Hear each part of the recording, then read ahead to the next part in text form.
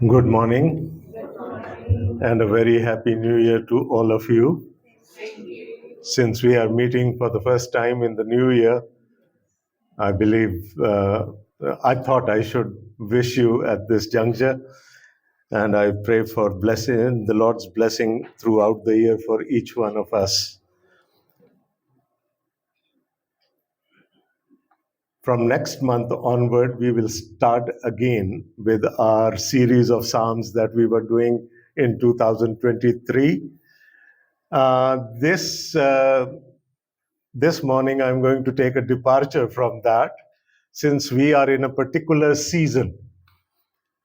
And according to the liturgical calendar of the church, we are in the season of Epiphany.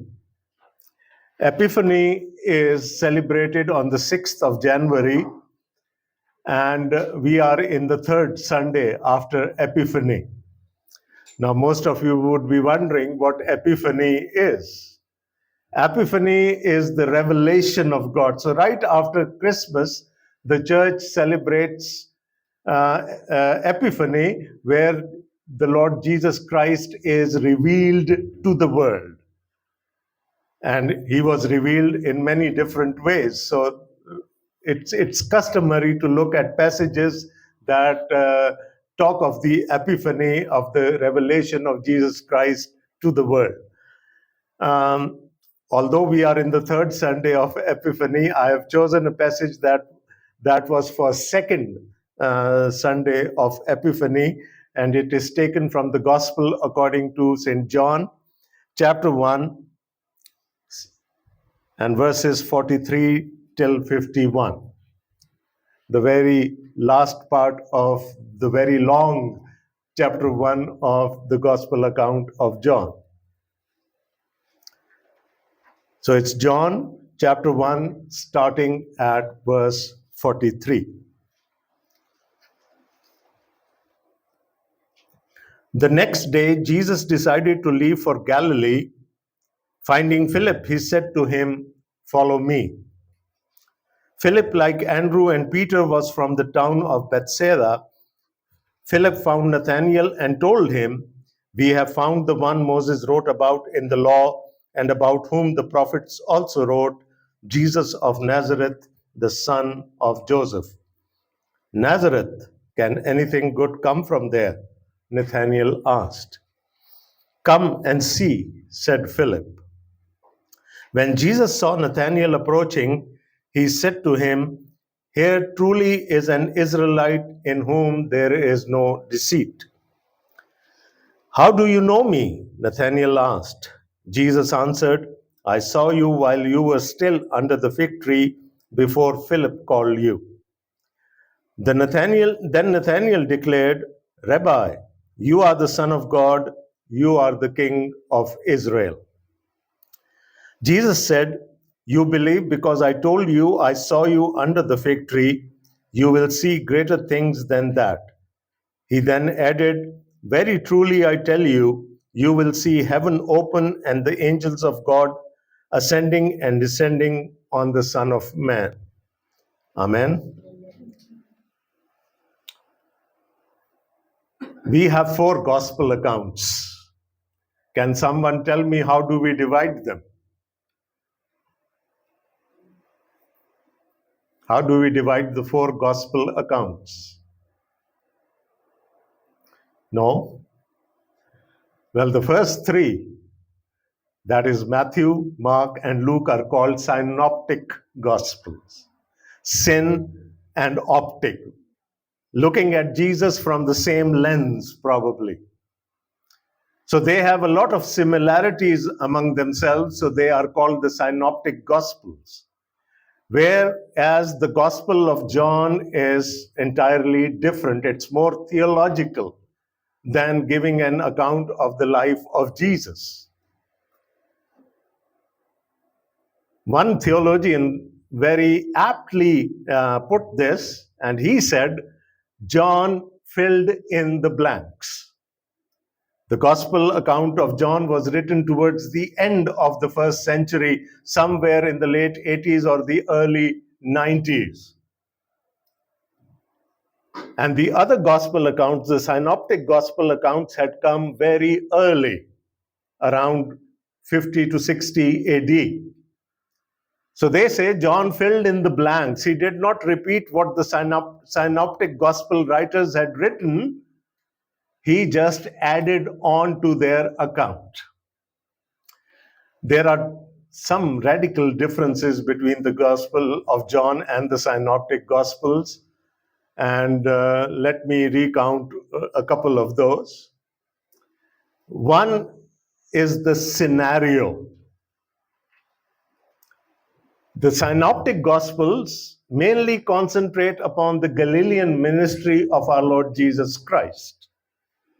So we see him walking along the lake of Galilee and calling in his disciples, teaching people and healing people.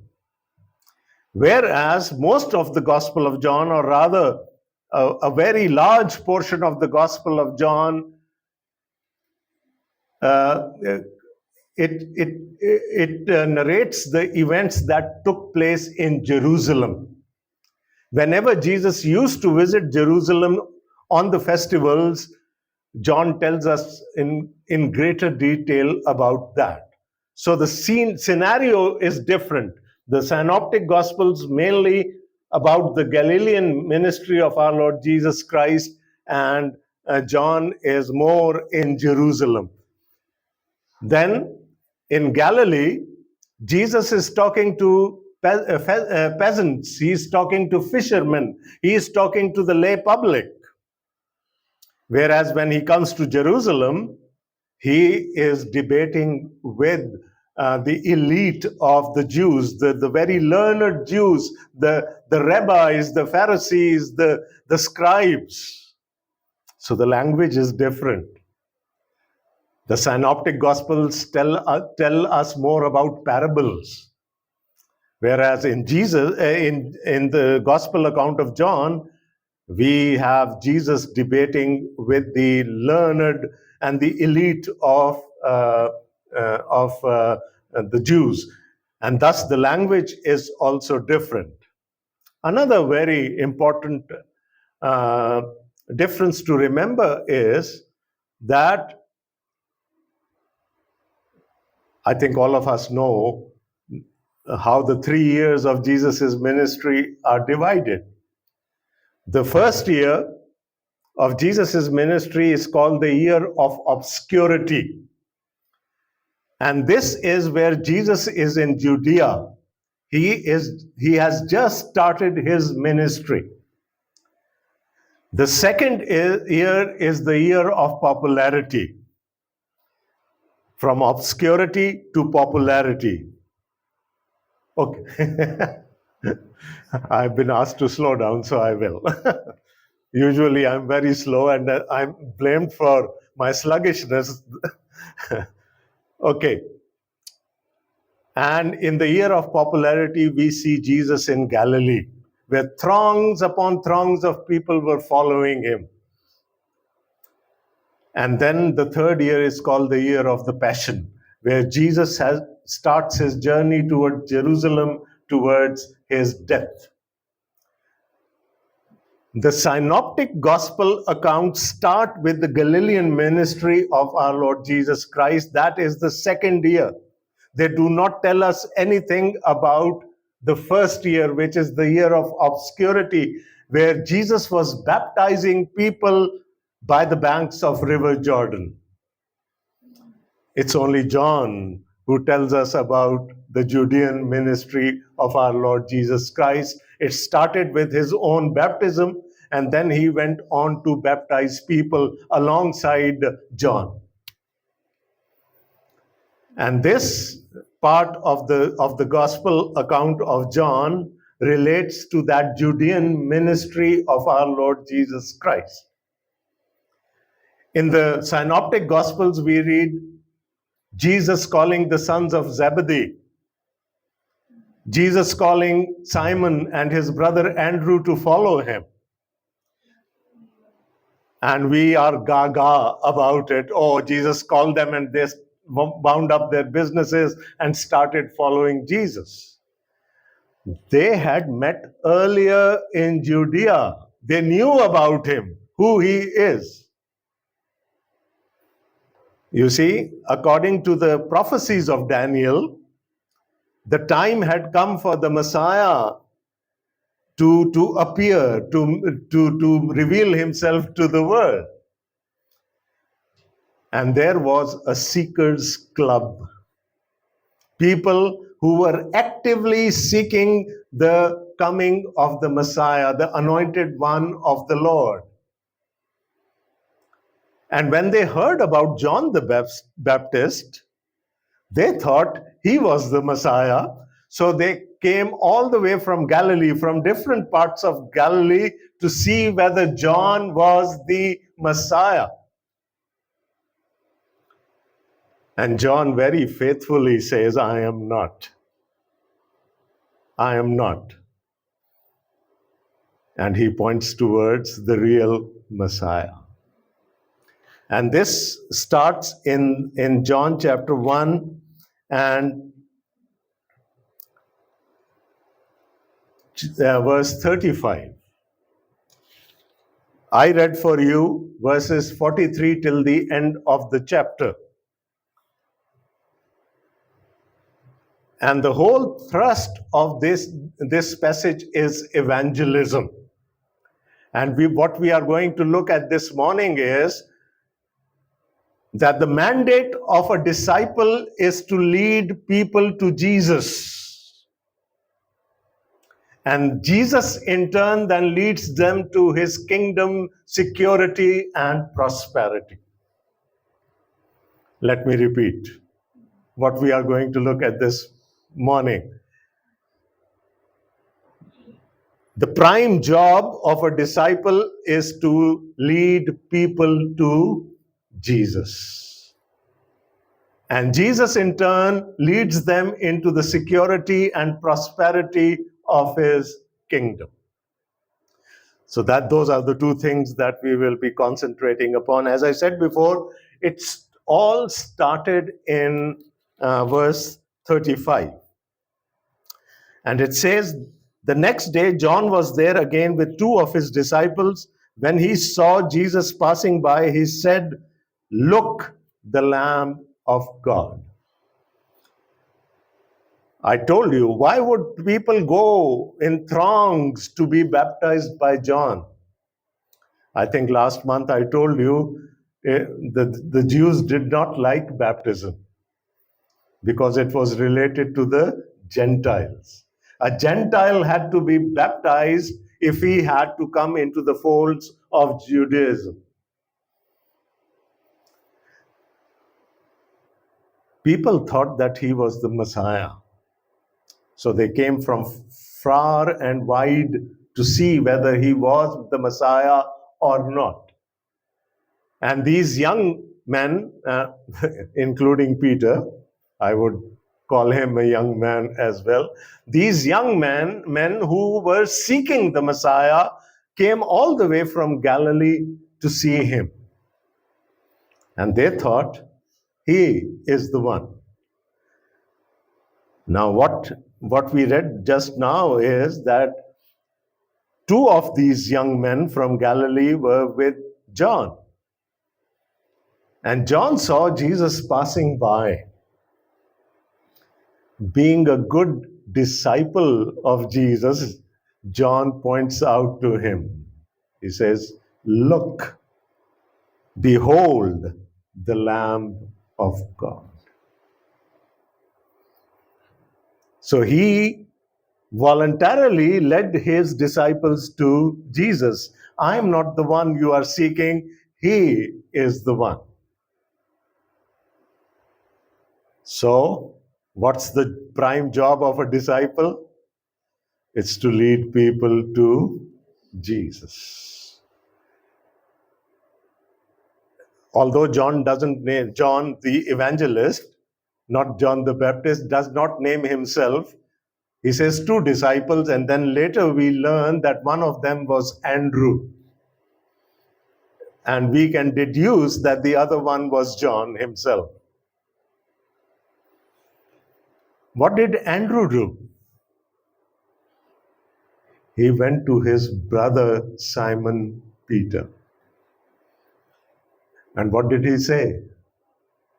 We have found the Christ. Because they had come all the way from Galilee to seek him. So he could not contain himself after having seen Jesus and having had an encounter with him. So he said, we have found the Christ. And thus, you can see very early in the gospel account of John, we have this theme of evangelism. I know the young people in the church would be very excited by this because they have been asking me to have sessions with them on this topic. John pointed towards Jesus. Andrew said, we have found the Christ. And let's now come to our passage for today. The next day, Jesus decided to leave for Galilee.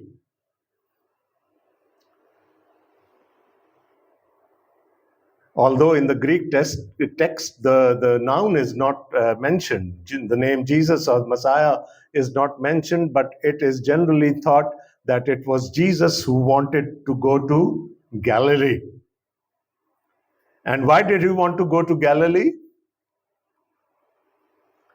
Because chapter 2 tells us there was a wedding there, and he had to be there. So he wanted to go to Galilee, to Cana in Galilee, to attend a wedding.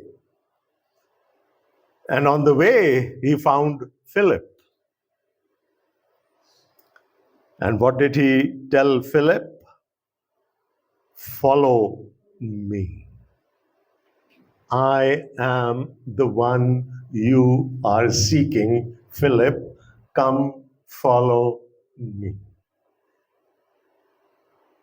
Andrew and John were sent by John the Baptist. Simon Peter was called by his brother. And here we have Jesus calling Philip to follow him. So the call can come in various ways. God can talk to us directly. Jesus can talk to us directly.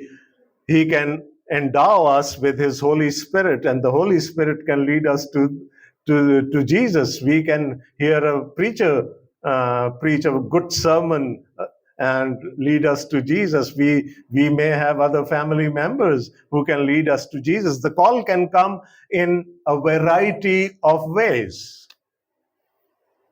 Yet, the ultimate destination is Jesus himself.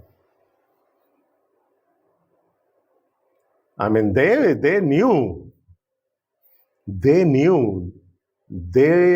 their scriptures very well. They knew that the time had come for the Messiah to reveal himself. Remember those 69 weeks of years that Daniel mentioned. And the time was very ripe that the Messiah should now enter in Israel. So they came seeking him and they found him. In different ways, though. So it was a direct call from Jesus to Philip to follow him.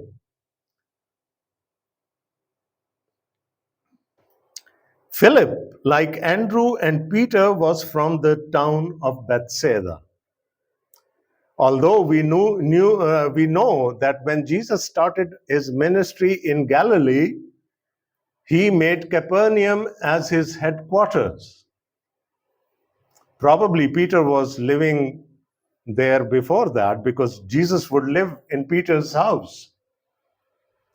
But originally, he was from another fishing village called Bethsaida. Philip found Nathanael and told him, "We have found the one Moses wrote in the law and about whom the prophets also wrote, Jesus of Nazareth, the son of Joseph." Now, Philip couldn't even contain himself. He had found the Messiah. He had found the one that he had come seeking. And he went and told Nathanael. Philip, we all know, because he is also mentioned in the book of Acts. But Nathanael is a bit obscure. We don't find much on Nathanael, not even in the list of disciples of the Lord Jesus Christ mentioned in the Synoptic Gospels. Some theologians believe that Bartholomew, who is mentioned in the Synoptic Gospel in the list of disciples, is also called Nathanael. But that's just a speculation. In short, we do not know much about Nathanael, but he belonged to the Seekers Club. They all knew each other. There must have been a way of communicating with each other. Philip knew that Nathanael had also come from Bethsaida to Judea, to the river Jordan, to seek the Messiah. So there were no mobile phones then, so he could not send him a WhatsApp message, but he sought him and told him that we have found the one. And who is this one? About whom Moses spoke. He said, Moses in the book of Deuteronomy chapter 15 said, the Lord will raise up from your brothers a prophet like me. And when he comes, listen to him.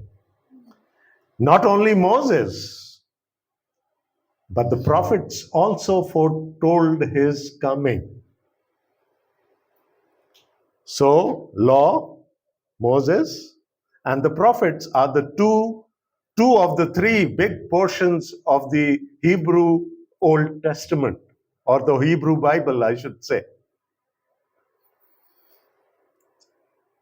So he said, he is the same. He is the one who had been prophesied in the Old Testament. Moses talked about him, and the prophets in the Old Testament talked about him. I don't know what time it took for Philip to digest that call, where he could relate that he is the one, he is the Messiah who was prophesied in the Old Testament. But see, the theme of evangelism continues. John the Baptist, Andrew, and now Philip.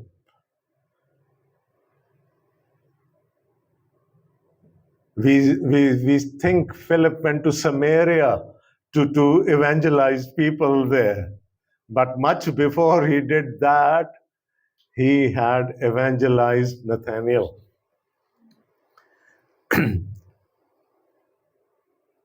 But he called Jesus with his very worldly name.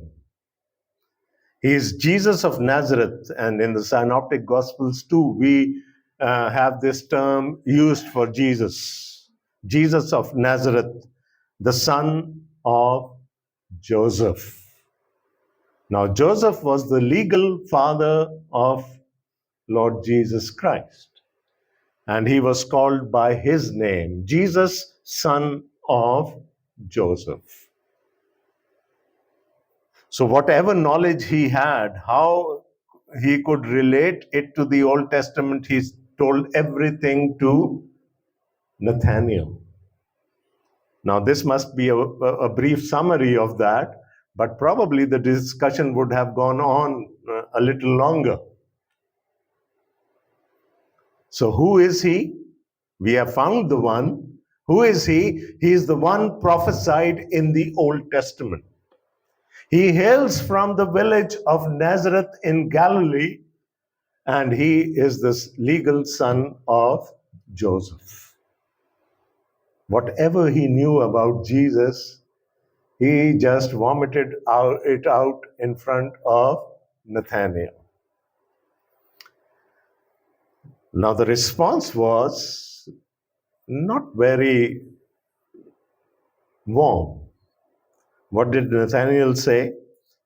Nazareth, can anything good come from there?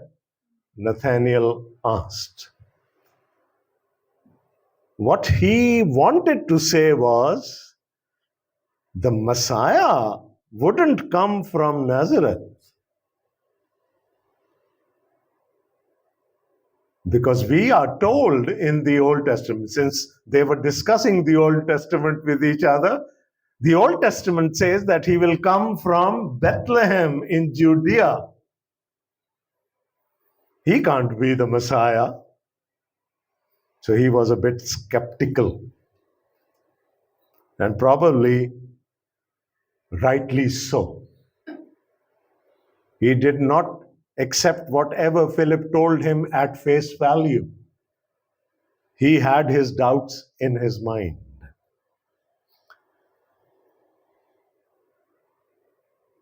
Now just imagine if you were there in place of Philip, what would you have done?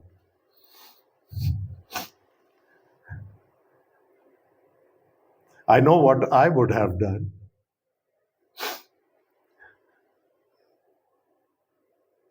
We love to argue, don't we? We want to shed our knowledge. We want to fire argument after argument. And we lose the battle. See, it is also giving us a pattern for evangelism. Some of the young men that I know, very zealous young Christians, and they get, if someone writes a derogatory comment on Facebook or something about anything that is mentioned there, they would start a war with them. And I tell them, cool down, man. Don't cast your pearls before the swine. If they don't want to accept, they won't accept it, no matter how good your argument is. And mostly what happens is, we win the argument, yet we lose the battle. People go in the wrong direction, away from Jesus. What was Philip's very easy answer? Come and see.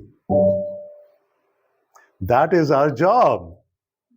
As evangelists, as disciples, we only have to bring people to Jesus. Well, I usually tell people, do you believe he is alive? They say, yes, he is very much alive and he will come again. I said, if he is alive, he can come now as well. Just ask him to reveal himself to you.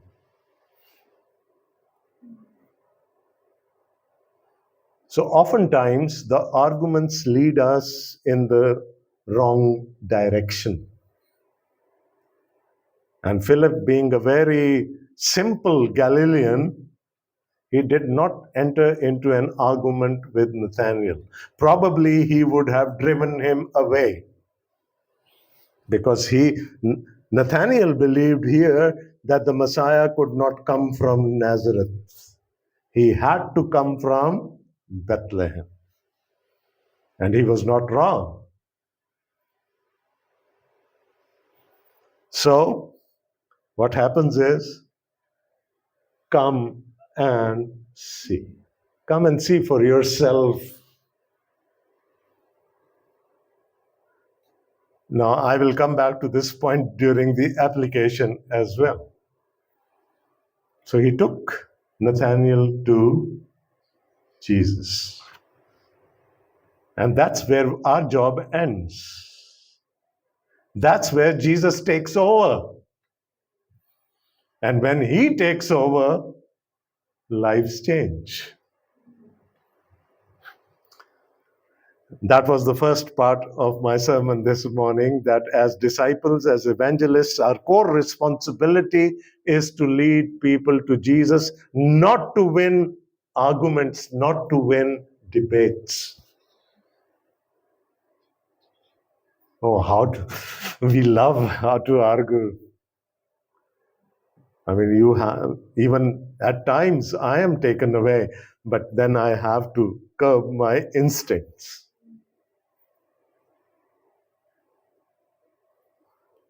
All of us are very touchy about such matters. But we have to see that we have to lead people to Jesus and not away from him. We do not want to eclipse Jesus. We want the world to see him. Now, Jesus takes over. When Jesus saw Nathanael approaching, he said to him, "Here truly is an Israelite in whom there is no deceit." He clings to the word of God. He would not believe anything that is not according to the scriptures. There is no falsehood in him. There is no deceit in him. What the word of God says, he believes. And his objection was based upon the scriptures. Can anything good come from Nazareth? Meaning, the Messiah did not have to come from Nazareth. He had to come from Bethlehem in Judea. So Jesus, instead of criticizing him or reprimanding him, he is praising him for his faith, for his upright faith in the scriptures, in God. He wouldn't take anything for granted. He would believe in what is written in the scriptures. So Jesus starts with praising him. How do you know me? Because Jesus he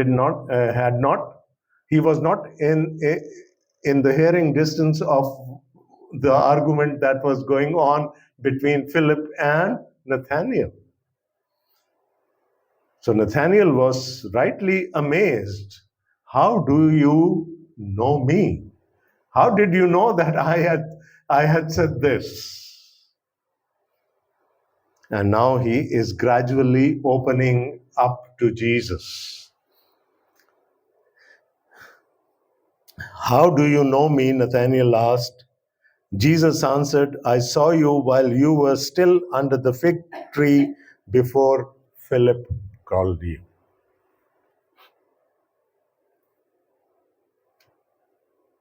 Now, there are many stories about the fig tree, that a parent would plant a fig tree when a child was born and so and so.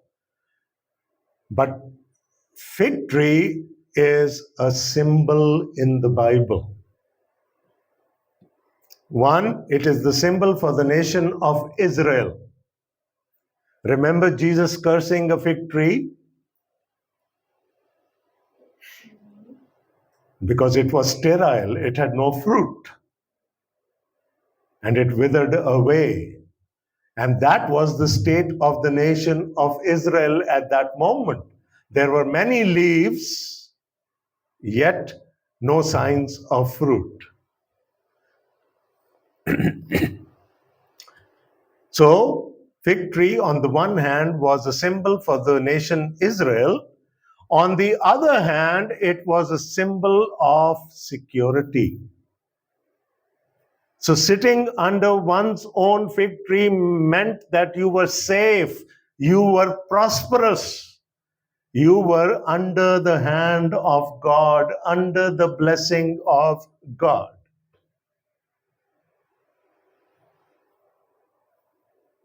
And probably Nathanael had chosen a fig tree. It was a common sight in Israel. Nathanael had chosen a fig tree to sit under it to have his quiet time, to meditate and to pray. And that's where Nathanael had approached him.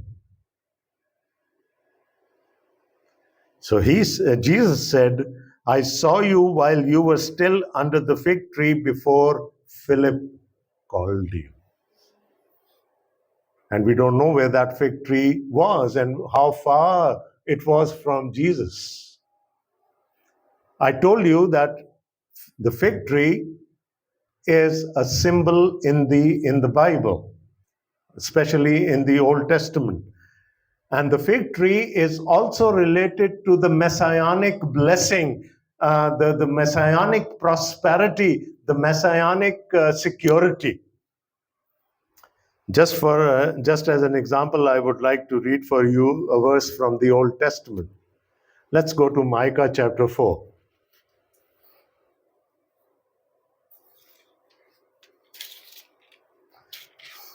Micah follows Jonah. Micah chapter 4.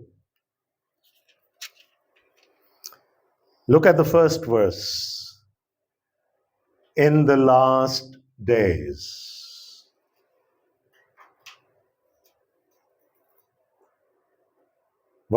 How does that passage start? In the last days. It is referring to the messianic age when the Messiah would establish his kingdom on earth. So it says, in the last days, the mountain of the Lord's temple will be established as the highest of the mountains. It will be exalted above the hills, and peoples will stream to it. This is one of the signs of the messianic age. So Micah here is referring to a future time when the Messiah would establish his kingdom, the messianic age as it is called. Now come to verse 4, chapter 4, verse 4. What will happen in the messianic age?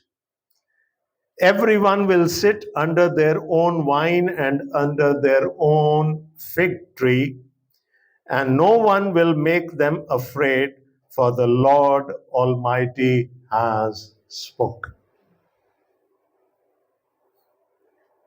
So it is a sign of the coming messianic age, of the messianic kingdom. And one of the signs is that everyone will sit under his own vine or under his own fig tree. Meaning what? And no one will make them afraid. There will be security. There will be prosperity. Everyone would have his own vine or a fig tree. And he says, the Lord has spoken. So fig tree is a symbol of the messianic kingdom alongside the nation of Israel. And one of the signs of the messianic kingdom would be that everyone will have his own fig tree to sit under and feel secure, feel prosperous. You see, when the Israelites were in Babylon, they were promised, the Lord will bring you back. And you will have your own fields, you will have your own fig tree to sit under, which means the Lord is going to bless you. So here was Nathanael sitting under a fig tree, meditating upon the word of God and praying. And what would have his prayer been? What's the prayer that the Lord taught us? Thy kingdom come. So he had come seeking the Messiah all the way from Bethsaida, and he was praying that the Lord reveal your Messiah to us sooner than later. Let his kingdom be established. So one day you might be praying the Lord's Prayer and saying, "Oh, thy kingdom come," and suddenly you would see Jesus standing there. How would you feel? Well, whenever we pray that, we don't visualize whether the Lord Jesus' second coming.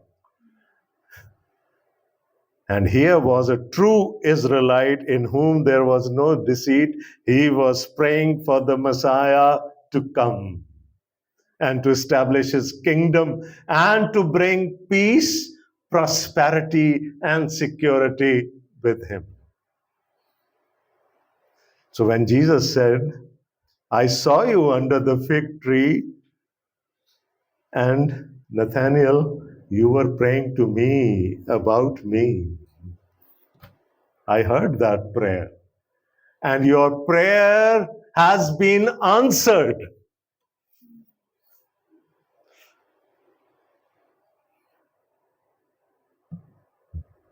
We also hope that our prayers would be answered one day, whether in our lifetime or maybe in the future.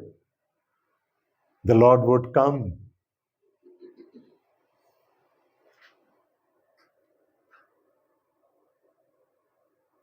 And now look at Nathanael's reaction here. Then Nathanael declared, "Rabbi, you are the Son of God. You are the King of Israel." In short, what was he saying? You are the Messiah we were waiting for.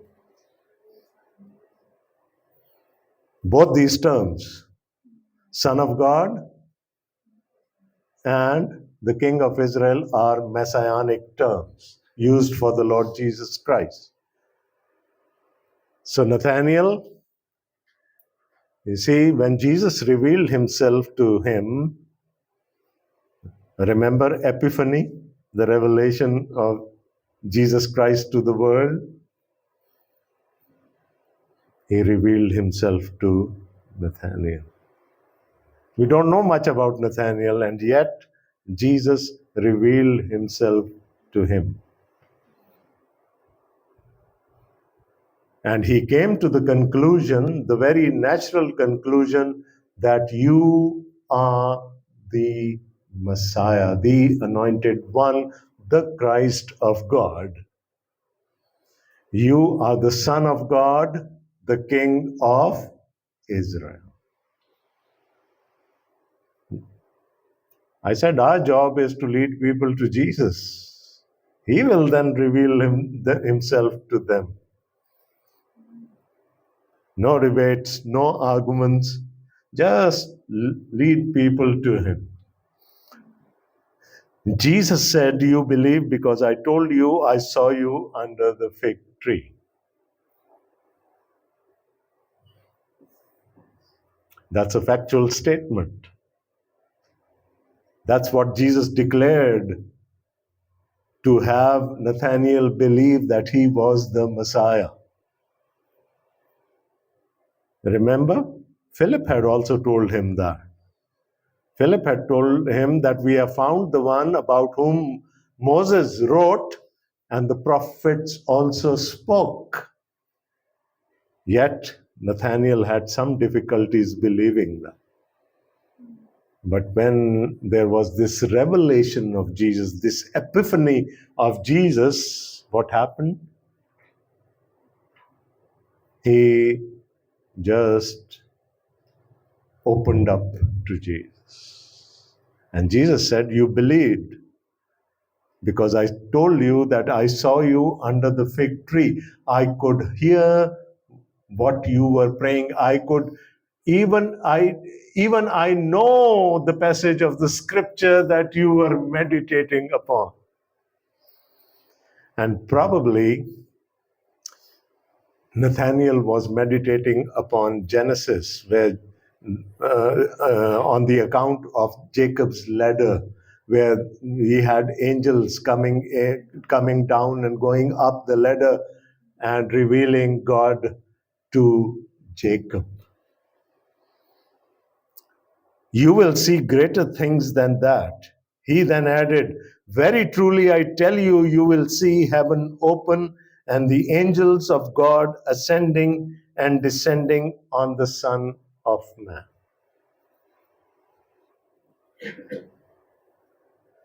Even if you might remember Psalm 139, where David, from the very inside, says, you know me, Lord. You know me, Lord. You know me on the outside and you know me on the inside. You knew me from my mother's womb.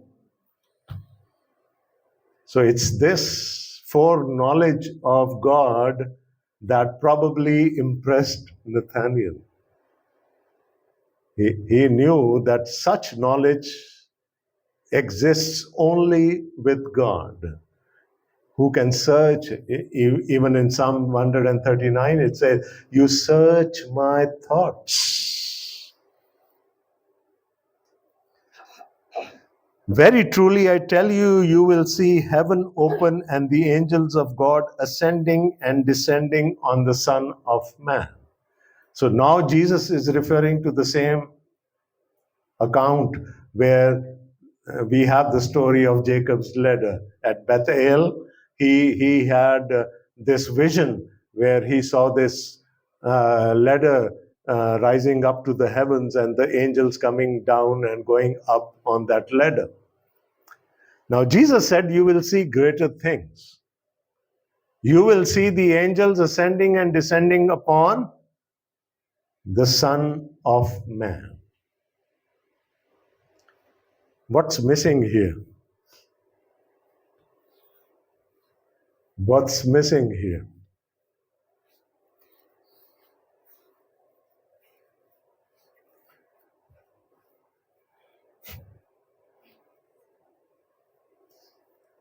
The ladder. The ladder is not mentioned here. Jacob needed a ladder.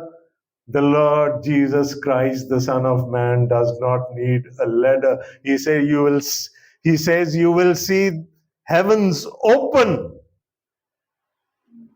and a direct communication between the heaven and the Son of Man. No need for ladders.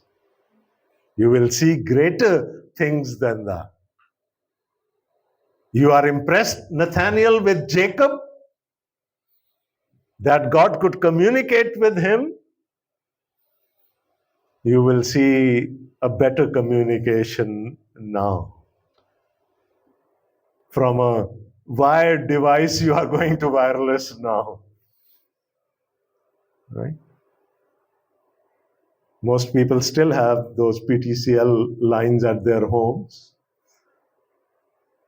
You cannot take them everywhere with you. You are wired. But what happens with a cell phone? You're free.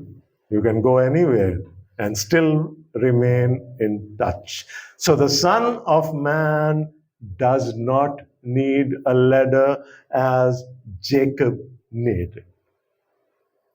And still Jacob could not climb up. It was the angels climbing down and up on that ladder. So he said, you will see greater things now. So not only Jesus revealed his messiahship to him, but he also revealed his status to Nathaniel. And that is the end of the story. Now, how do we apply that to us? You see, Philip had the luxury of having Jesus alongside.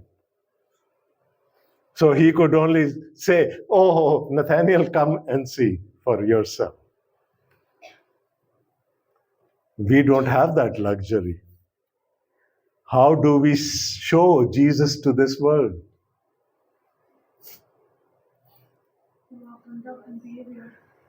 Oh, yes. I think it is more than 25 years now. A then female colleague of mine came up to me one day and she said, "We can see Jesus' teaching alive in you." And I was very happy about that. But now, 25 years later, in retrospect, when I think about that, she couldn't see Jesus in me. She saw Jesus' teachings in me. Although it made me very happy then, a better comment would have been, "We can see Jesus in you." What did Paul say? It's no longer I who live, but Jesus lives in me. And if we have Jesus in us, then probably we would not have to take people around. We would not have to argue. People would see for themselves. And that's what being a disciple means. Showing Jesus to the world.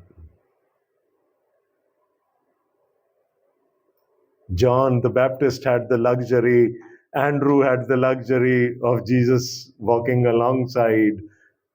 Philip had the luxury. But for us, the task is a little more difficult. We have to show Jesus from within us. And that's my prayer, that Lord, make me like Jesus, one step at a time, day by day, week after week, year after year. I have to grow up to his height.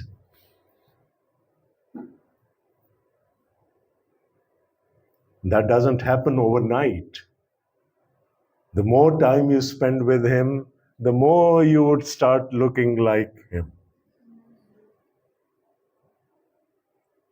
And that's when we will be able to show Jesus to the world. In, I believe it's chapter 11 or 12 of the same gospel account, when certain Greeks had come to see Jesus.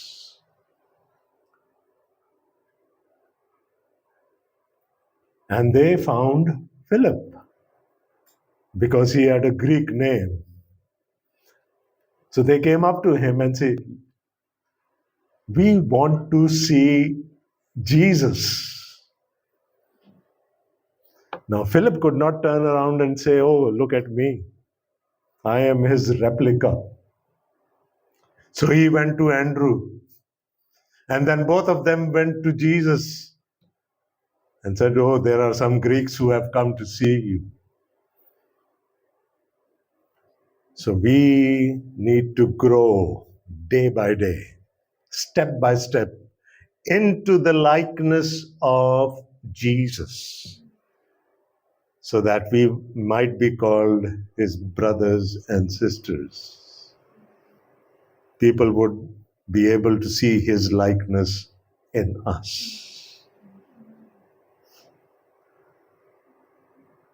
It's a very good New Year resolution, though. Lord, I want to be like Jesus. Help me. Help me. Transform me.